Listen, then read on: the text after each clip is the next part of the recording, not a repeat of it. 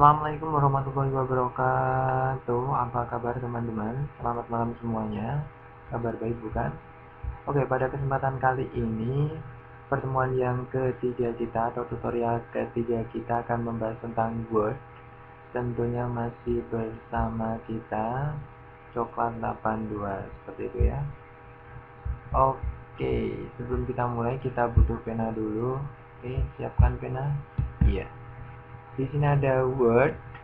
Word di sini definisinya adalah komponen terkecil dari bahasa yang memiliki makna, jadi dia bermakna dan dia berkelas kata. Nanti akan kita bahas dalam part of speech seperti itu ya. Kemudian kind of words di sini nanti, jadi kinds of word-nya nanti yang pertama di sini hanya adalah based on each category dan based on each function. Cara based on each category nanti word di sini ditinjau dari atau berdasarkan makna kamus atau yang lebih dikenal dengan makna leksikal atau lexical meaning. Jadi memberi makna apa adanya. Kemudian yang kedua adalah based on each function. Di sini word ditinjau dari atau berdasarkan posisi dalam sebuah rangkaian kalimatnya. Seperti itu. Oke, selanjutnya mana pointernya?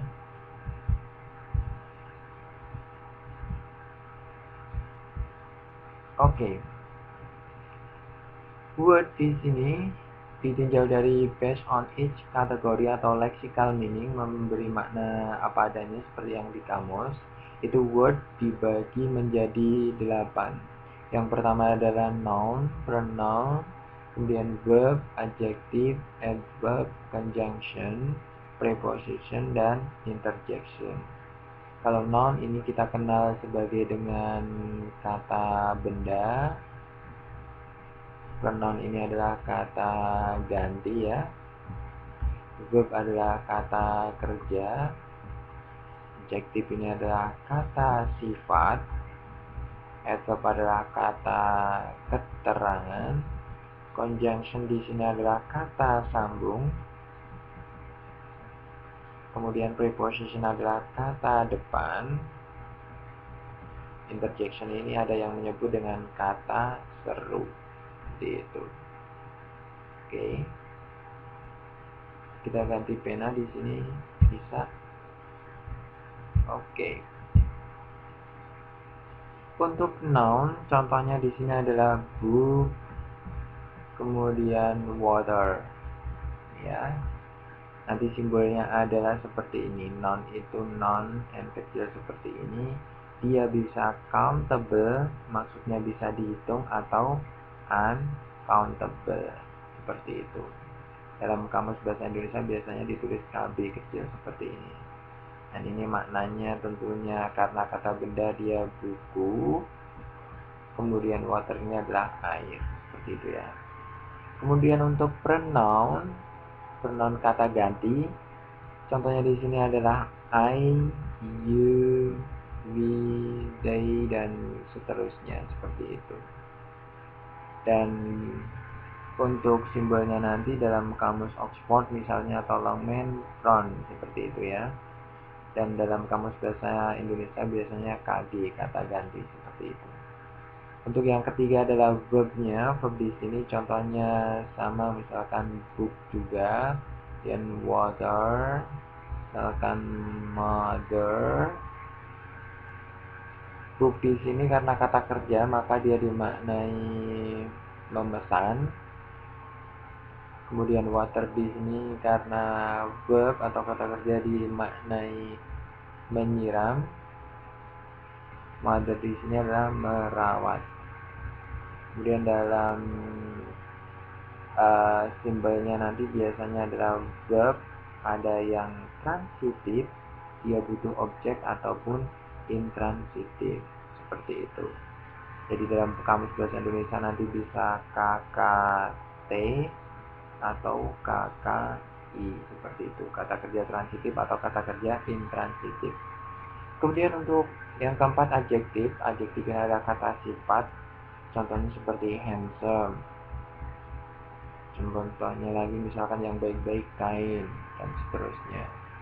Nanti adjektif ini simbolnya adalah adj seperti ini. Dalam kamus bahasa Indonesia biasanya KS seperti itu ya. Kemudian untuk adverb di sini, contohnya kata keterangan di sini misalkan here, kemudian there, dan seterusnya. Nah, untuk simbolnya sendiri nanti bisa seperti ini dalam kamus. Atau dalam bahasa Indonesia, kamus Indonesia nanti kakak seperti itu ya. Kemudian conjunction atau kata sambung, contohnya before, kemudian after. Ini sebelum dan sesudah.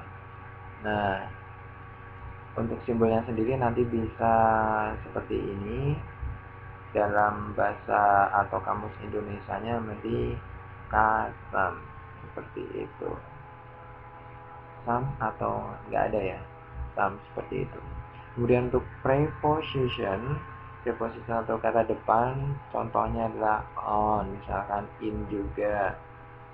Before, after juga bisa, tapi dia kedudukan sebagai preposition. Nanti akan kita bahas lebih lanjut di pertemuan yang akan datang seperti itu. Jadi nanti simbolnya adalah prep. Kalau dalam kamus Indonesia biasanya KD seperti itu, kata depan. Kemudian untuk interjection ini contohnya adalah wow seperti itu. Oh yeah. Biasanya ada kata serunya seperti ini ya, tanda serunya. Kemudian oh. Nah, nanti dalam simbolnya ada interject atau exclaim seperti itu. Di sini adalah kata seru seperti itu ya. Oke, untuk selanjutnya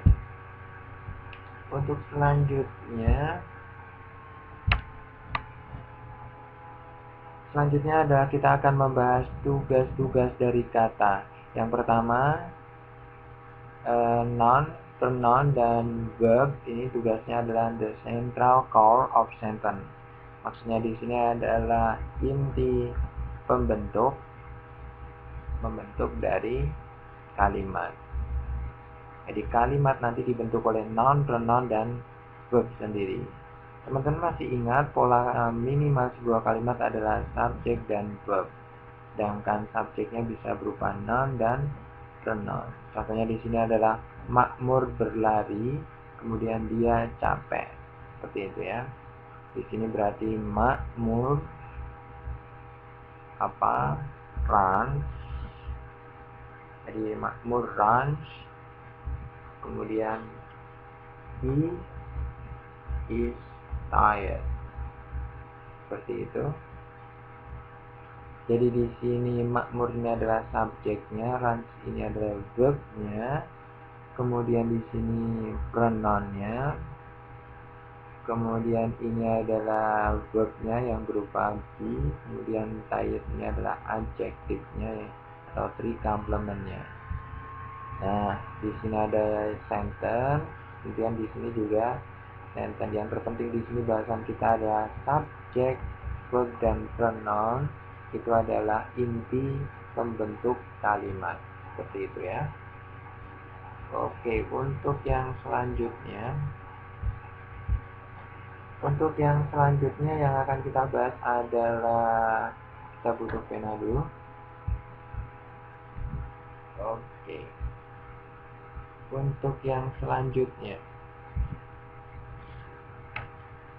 selanjutnya adalah adjektif dan adverb.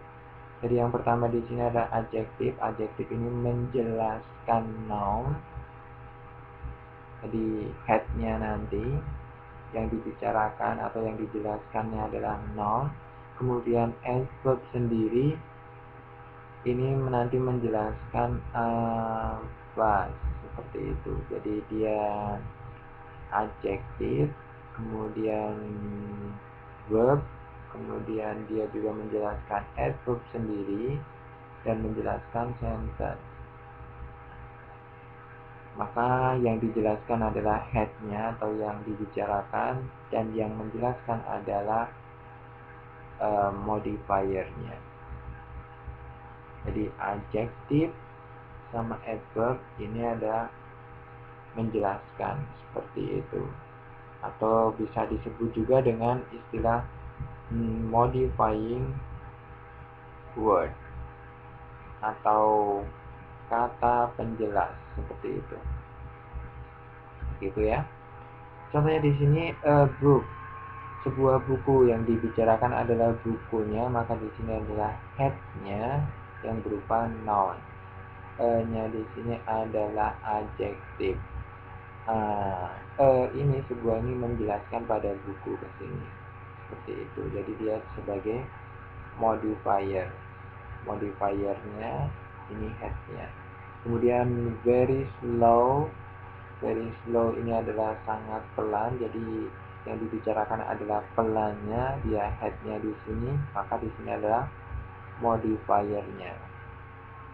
Nah, yang penting di sini adalah slow di sini adalah berupa adjektif, yang bisa menjelaskan adjektif adalah adverb. Kemudian always come.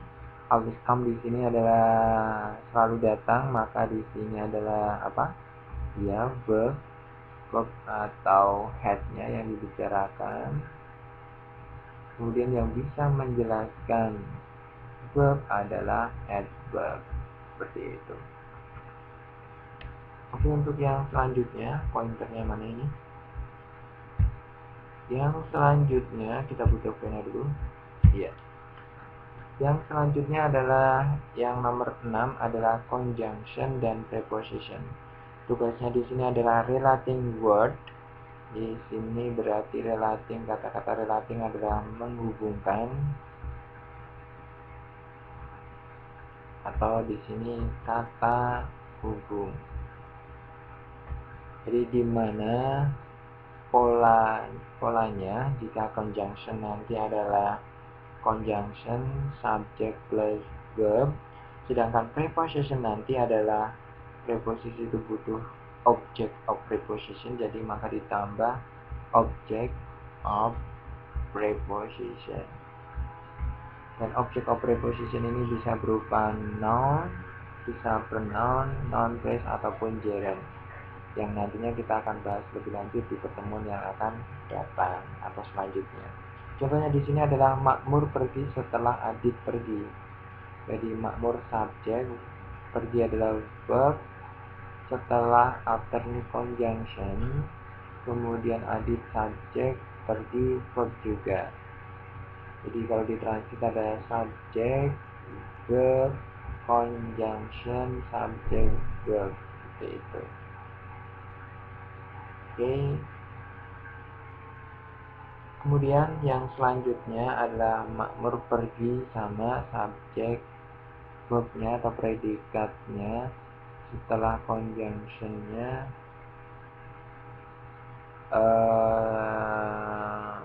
kemudian di sini Adit adalah objeknya.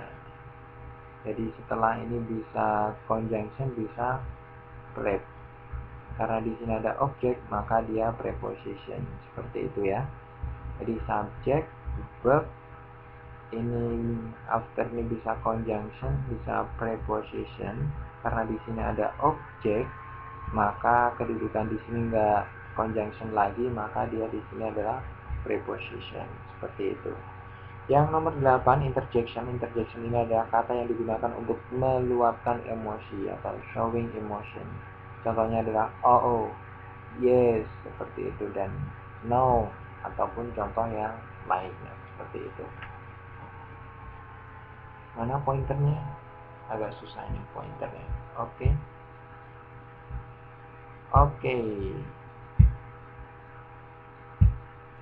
Yang selanjutnya, word based on its function. Jadi di sini adalah word ditinjau dari atau berdasarkan posisi dalam sebuah rangkaian.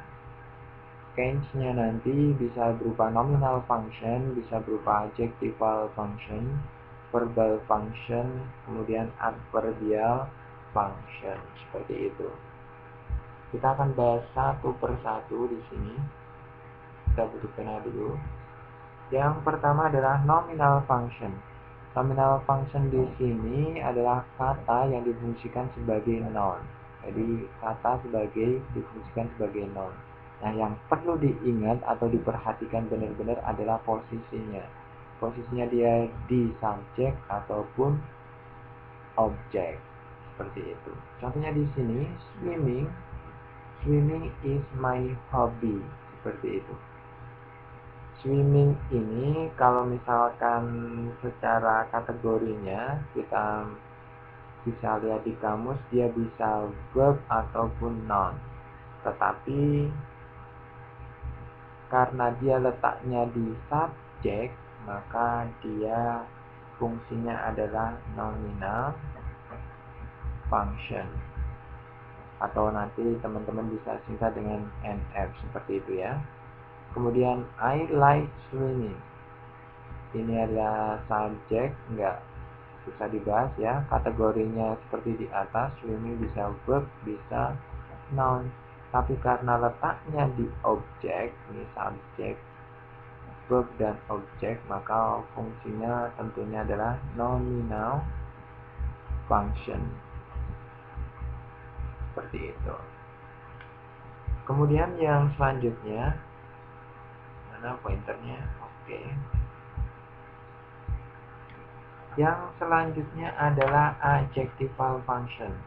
Adjectival function ini adalah kata yang difungsikan sebagai adjektif. Nah, posisinya di sini adalah modifier of noun. Jadi dia menjelaskan noun seperti itu ya. Contoh di sini adalah love story. Love story di sini secara love itu secara kategorinya dia bisa berupa verb mencintai ya, dia juga bisa noun atau cinta. Kemudian karena dia menjelaskan story yang sebagai head di sini, maka functionnya yang bisa menjelaskan noun adalah adjektif, maka dia functionnya adalah adjectival function atau AF seperti itu ya. Jadi walaupun di kamusnya hanya berupa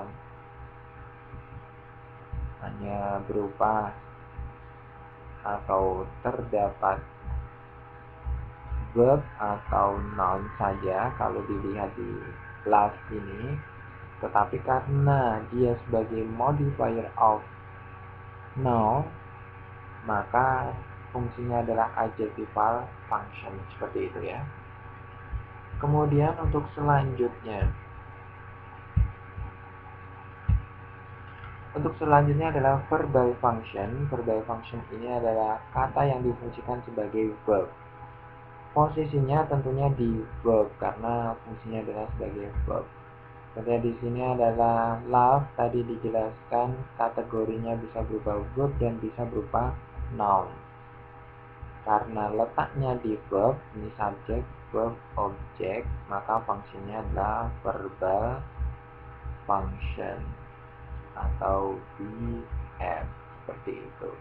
Nah, selanjutnya untuk pembahasan yang fungsi yang terakhir, contohnya di sini bahasan selanjutnya adalah adverbial function. Adverbial function adalah kata yang difungsikan sebagai adverb. Maka posisinya nanti adalah modifier of alpha. Jadi alpha ini bisa berupa adjektif, kemudian ini verb, A-nya di sini bisa adverb juga, S-nya sentence. Seperti itu. Contohnya di sini adalah Robert seldom takes. Nah, Robert selalu mengambil atau selalu mandi, enggak mengambil ya. Tapi di sini seldom take. Jadi seldom ini menjelaskan take di sini. Ya secara kategori, kalau kita makna dilihat kamus nanti ada adverb. Tapi dia karena menjelaskan verb di sini maka otomatis fungsinya adalah sebagai adverbial function. Seperti itu. Kemudian contoh di sini, my mother, mother's, your mother.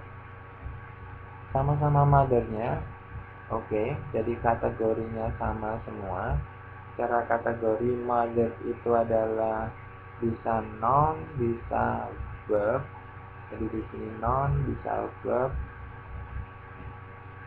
Kemudian karena di sini mother di sini letaknya di subjek, maka dia fungsinya adalah nominal function. Sedangkan mother di sini karena letaknya di verb, maka dia fungsinya adalah verbal function.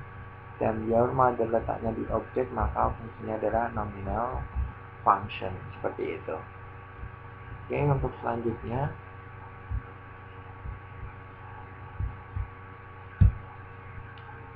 Untuk selanjutnya adalah contoh selanjutnya adalah tomorrow is Sunday.